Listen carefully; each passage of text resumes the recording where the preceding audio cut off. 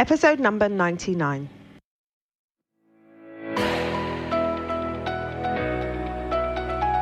Hello, you're listening to the Career Changemaker podcast. Having the courage to leave a career that you have worked hard to build and try something else can be tough. So in each episode, we dive into key career change strategies so that you have a clear understanding of what is required to transition into a new role or a new industry without feeling like you have to start at the bottom or have to take a massive pay cut, because #ain't nobody got time for that. If you are ready for frank and honest discussions about how to become a career change maker, keep listening. I'm your host, lawyer turned career strategist and executive coach, Janine Esbrand.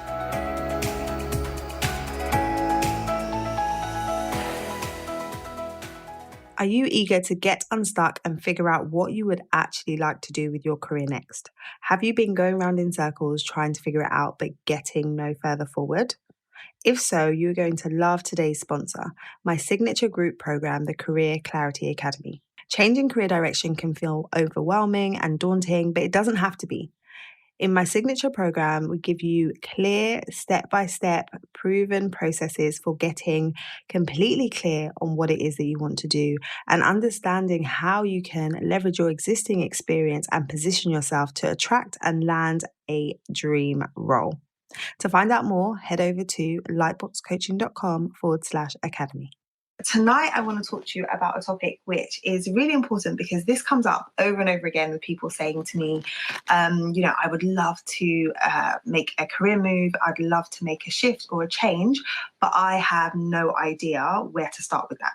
Like, people always say, I don't know where to start. It seems really difficult for me to figure out what it is I want to do.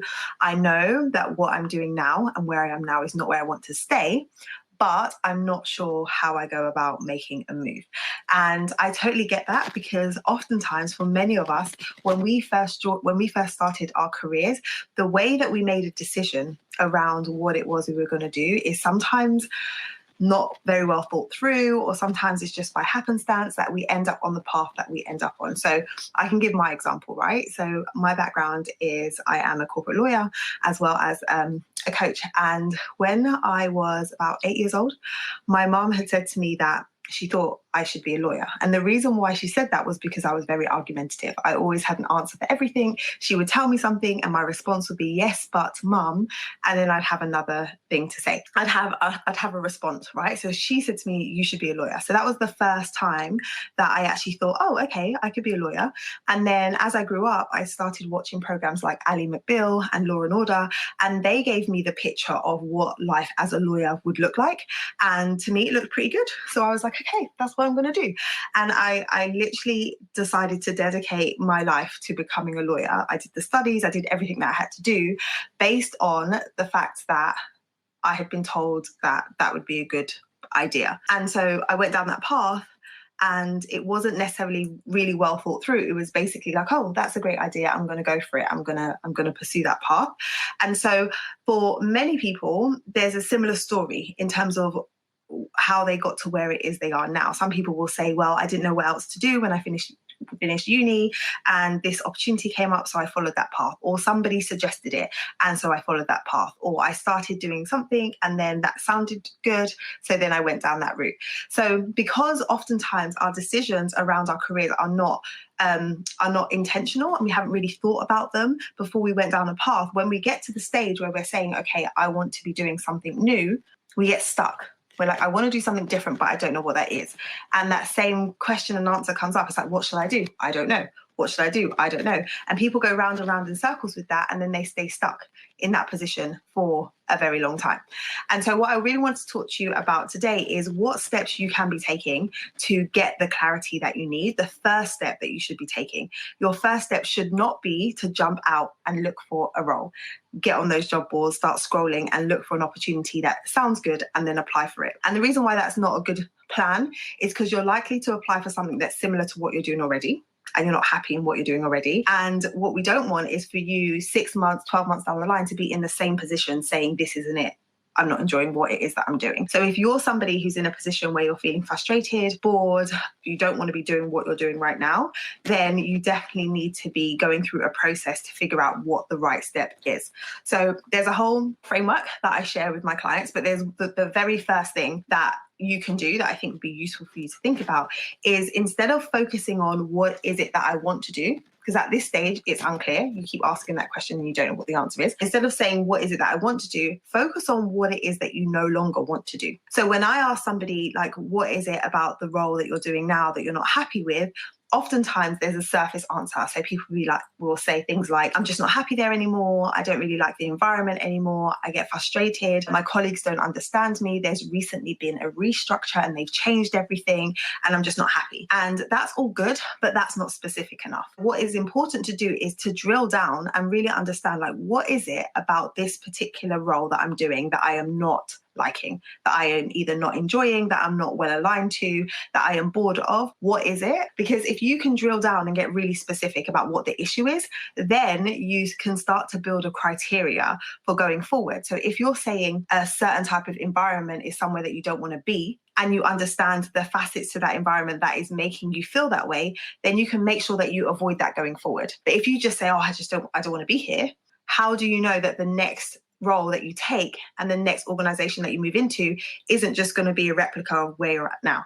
Right? So really getting clear on what is it that I don't like. And it could be various things. There could be a combination of things, but you getting really clear on that means that going forward, you're able to say, okay, I've identified that when I'm in this type of environment or doing this type of work or working with these types of colleagues, you are feeling like, I don't want to be doing this, right? So you've identified that, and then that can help you moving forward. So when an opportunity comes up, not only are you saying, oh, does this sound good? But then you're saying, hold on a minute, like, if I move into this, am I going to be in this position? And then that can help you to discount it and know that that isn't the right opportunity for you.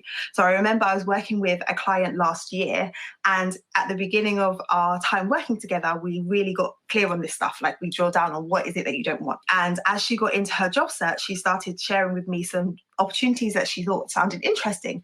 And then I was able to say to her, hold on a minute, like, you've said this, but remember you said that that isn't the type of environment you want to be in. And she's like, oh yeah, you're right, totally, I shouldn't apply for that.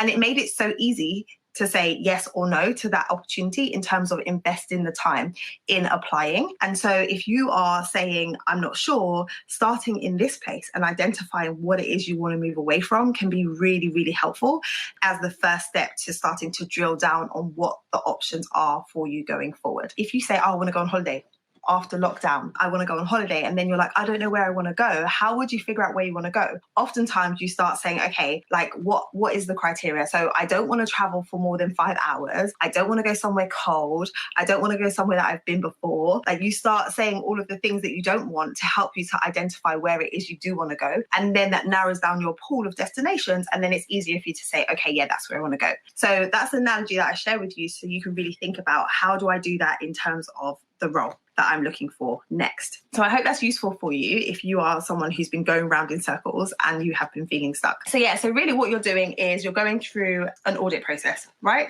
So if you are saying, okay, how do I get started with that actual process? The easiest way, there's two different things you could do. Firstly, you could just grab a piece of paper and a pen, and you can just freestyle it and just start writing. And if you're answering the question, what is it about what I do now that I don't like? You just answer the question and just write whatever comes to your mind first and foremost, and then set a timer for 5 minutes and see what comes out. And then you can really drill down and look at those things. That's the first thing that you can do. And I want you to drill deep with it. So often, like I said, you'll come up with the surface answers. It's like, okay, I get frustrated with the colleagues that I work with, or I don't really like the work that I'm doing. Okay, but what is it about the work that you don't like? Okay, what is it about what your colleagues are doing that you don't like? Like, let's go deeper. Ask yourself, like, why? Keep drilling down with the whys to get to the root cause of the issue for you. And so that's the first thing you can do. And if you're doing that exercise and you're saying, well, I'm not really coming up with anything, I don't really know, like, I'm still feeling like I don't know, then the other thing you can do is, over the next week or so, pay attention to the times that you get frustrated. Pay attention to the times where you're feeling bored. Pay attention to the times where you're sitting there saying to yourself, why am I doing this? There must be more to life than this. Pay attention to those moments and write those down. So you're basically tracking those feelings and those thoughts over the next week, and then you can review it, and then you'll be in a similar position to if you were able to just come up with ideas as you're writing things down. And so that's just really going to help you to identify what it is that wasn't working for you. And if you're someone who's in the position, particularly because we are, in this crazy period with COVID-19, and many people are finding themselves facing job cuts or redundancy. So it might not be that you're in a position where you're saying, okay, I really want to make a move because I don't enjoy what I'm doing. It might be that you're being forced to make a move because your industry has been hit really badly. So if you're in that position, it's still really important for you to do the audit. It might be that you're saying to yourself, okay, what is it about my role that I didn't really like so much? And what is it about my role that I did like? And so that you, again, have that criteria so that when you move forward and you're looking for new opportunities in new areas, it's easy for you to say, okay, well, if I'm looking for a new role, it needs to have this, this, and this. If I'm looking for a new role, I need to avoid this, this, and this. And then it just makes it easier for you to drill down, because it's all about having focus with what it is that you're about to do. Because if you're moving away from a role that you're doing now into something else, and you go into your job search with a scattergun approach where you're just like, I'm gonna go and apply for anything that sounds good, you're not gonna make traction.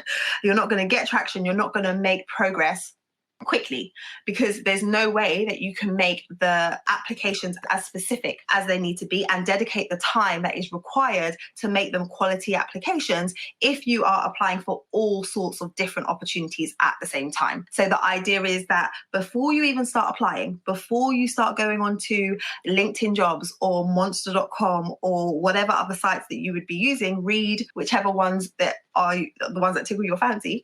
Before you dive into those sites, you need to understand what it is that you're looking for and get really clear on what is the type of role that I want to pursue, what do I want to attract, so that your application process can be more targeted and more fruitful. So although it might seem like, I just want to get out there, I just want to get going, I want to feel like I'm taking action, I want to feel like I'm making progress, I need you to slow down so that you can speed up. Slow down so you can speed up. That's my favorite phrase, because oftentimes we want to rush to it and we want to get going. But actually, if you slow down and do this work at the beginning and do this type of audit with yourself and really understand what is it that I want and why do I want it, then the whole application process is so much easier. It's going to be so much quicker. You're going to make so much more progress because you've done this stuff up front. Okay, so slow down to speed up. Spend the time getting really clear on what is my issue with the role that I'm in right now? Why do I want to move away from this? And that can help you to determine where it is you want to get to. And then you'll be in a position to actually get out there and start applying for your ideal role, right? Thank you for listening to this episode of the Career Changemaker podcast.